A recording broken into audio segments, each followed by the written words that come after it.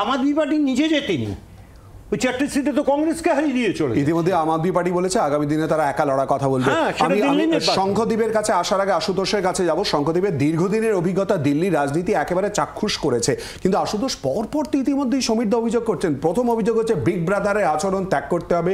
দ্বিতীয় অভিযোগ হচ্ছে যে বিজেপি এর আগে 2014 আগে যে পরিস্থিতি তৈরি করেছিল লোকসভায়, আজকে সেই জায়গায় কেন কংগ্রেস তৈরি করছে, কেন হইহট্টগোল করে যেটা সাধারণ মানুষের ইস্যু সেই ইস্যুগুলোকে এগিয়ে নিয়ে আসা হচ্ছে না, পরপর অভিযোগ তো সমীরদা।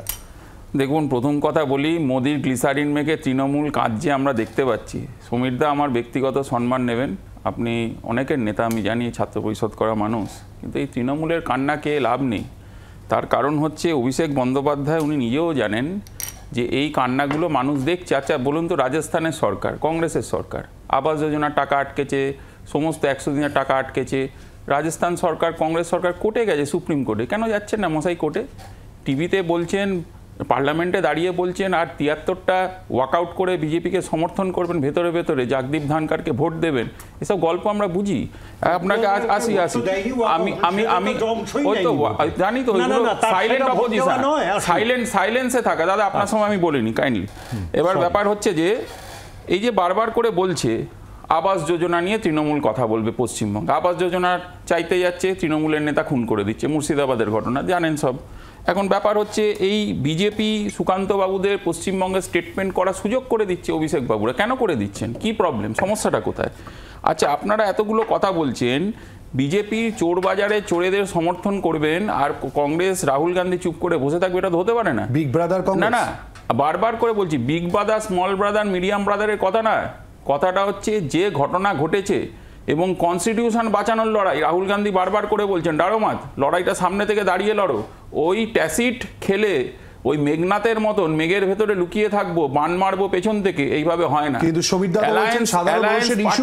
আপনি বলি শুনুন, এত কথা বলছেন, কোর্টে যাচ্ছেন না কেন? আমরা তো বারবার বলছি সর্বদল বৈঠক কেন ডাকছেন না পশ্চিমবঙ্গের মাননীয় মুখ্যমন্ত্রী, আমাদের জানতে হবে কোথায় আটকাচ্ছে। আমরা তো বলছি বিজেপির অপশাসনকে রুখতে গেলে সবাই মিলে লড়তে হবে, আর আপনি আলাদা আলাদা দাঁড়িয়ে গেম প্ল্যান করে লড়বেন, এটা হয় না কোনোদিনও। অ্যালায়েন্স পার্টিরা তো আজকে বসেছিল, ফ্লোর কোঅর্ডিনেশনের মিটিং হয়েছে,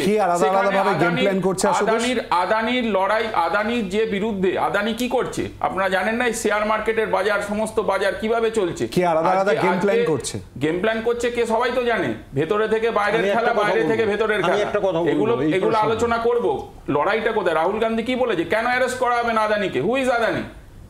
আদানি জেটে ঘুরে বেড়াবেন, সবকিছু করবেন, পশ্চিমবঙ্গে কেন? গোটা ভারতবর্ষের সমস্ত জিনিসের দাম মূল্য বৃদ্ধি কেন আজকের দিনে? সুবিধা তিনটে পয়েন্টে আমার চারটে প্রশ্ন ছিল, যার কথায় রাজ্যে কিন্তু আশুতোষ শেষ। জাস্ট একটা কথা আমি যাব সম্পত্তির কাছে, বলুন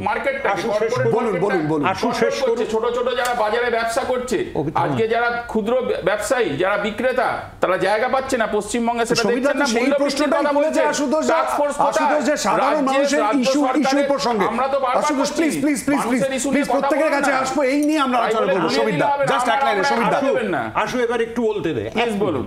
সেটা হচ্ছে যে ট্যাসিড সাপোর্ট নাকি আশু যেটা উদ্দেশ্য করলো কথাটায়, ও আমার ছোট ভাইয়ের মতো দীর্ঘদিনের পরিচিত, ওর সঙ্গে আমার ব্যক্তিগত অত্যন্ত সখ্যতা আছে, কিন্তু রাজনৈতিকগতভাবে বিভেদ আছে। আমি শুধু ওকে মনে করিয়ে দিচ্ছি, এই ট্যাসিড নাকি সাপোর্ট আছে বিজেপির সঙ্গে আমাদের, মেঘের আড়ালে নাকি আমরা আছি।